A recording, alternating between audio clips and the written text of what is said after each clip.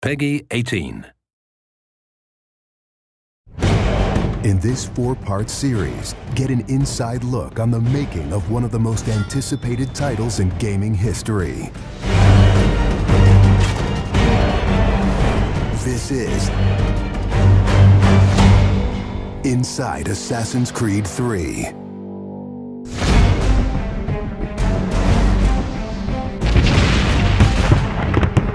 Something we really wanted to emphasize was the sheer brutality of combat in the period.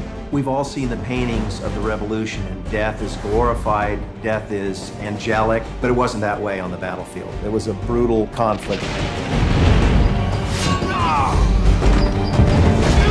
It feels that you're constantly going through dynamic fights, and that's not something technically we could do in the past. So it was like a personal challenge on the team to say, no, I think we can do this.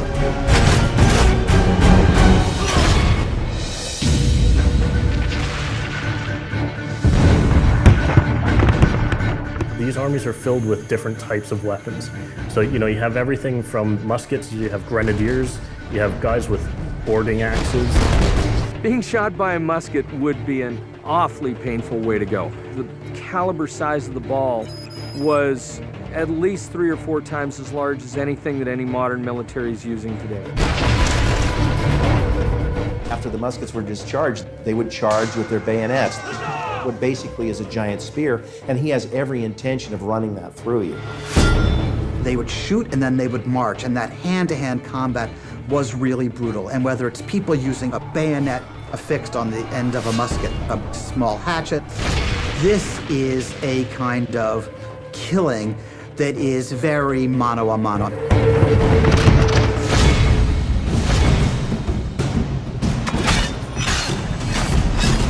All the animations, all the weapons are brand new. It was interesting to start on a new style of fighting that is much more close and aggressive. Connor's favorite weapon is the tomahawk, obviously super deadly in hand-to-hand combat. Also the bow and arrow. It fits with his native heritage and it's lethal. The rope dart, it's a real accurate Chinese tool that we found the references for that period as well. He can use it from the ground, so he can bring the enemy towards him. It gives him the ability, for example, on the tree, to hang someone from above.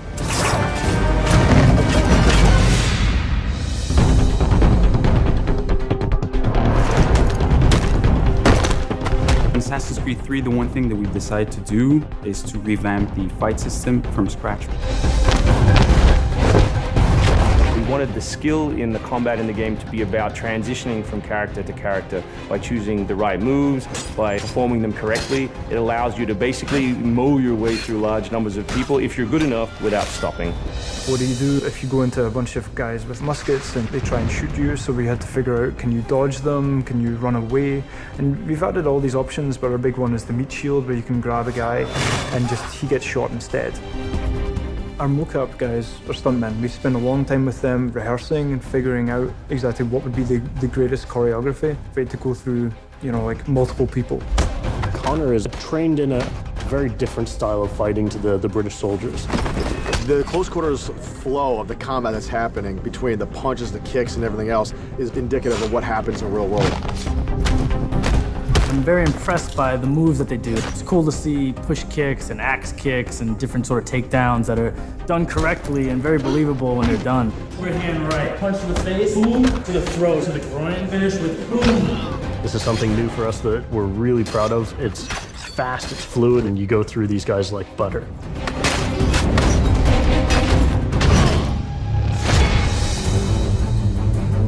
Connor is essentially the first guerrilla fighter. He's someone whose goal is always to move behind enemy lines, to pick off his target, and to escape.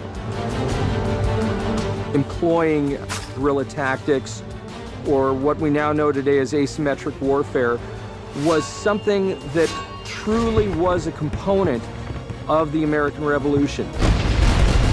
They learned what we would think was guerrilla-style warfare. You sort of hit quickly and then disappear.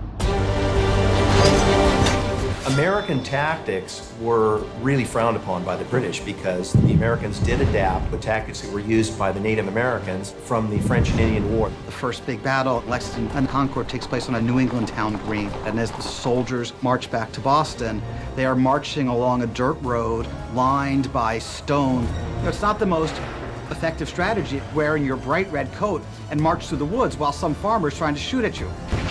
The Americans brought a tactic that they couldn't really cope with. They essentially took it away from the battlefield and they started guerrilla tactics.